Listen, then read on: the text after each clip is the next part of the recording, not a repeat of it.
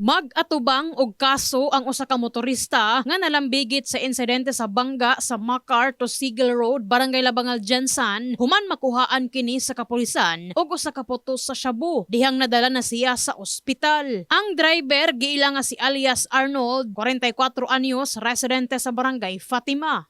Actually, based sa information ko, nagkaroon sa aksidente. Well, in fact, ang involved is tricycle at saka isang motorcycle.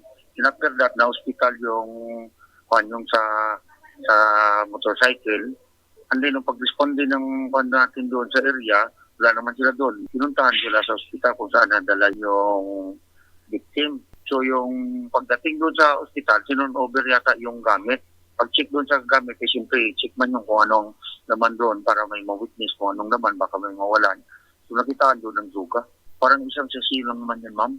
Gawas sa putos sa illegal nga droga, aduna sab na recover ang kapulisan nga cellphone, mga lighter ug kwarta sa posisyon sa nahisgutang driver. Sa karon, nagpabilin pa kini sa usa ka pribadong ospital sa Jensan, samtang gi-impound na sa TIU ang iyahang motorsiklo. Lakip ang usa pa ka tricycle nga gimanihuan sa nagpangalang alias Jason, residente sa U Village, Barangay Apupong. Sumala pa ni Police Major Oliver Paoya kung makagawas na sa ospital ang motorista, ilaha kining i-turn over sa Macar Police Station asa nahitabo ang insidente ug didto siya ibalhog tungod sa gidiling droga. Sa station concern niya, ma'am, kung asa ipay ng kaso, ito ang sila.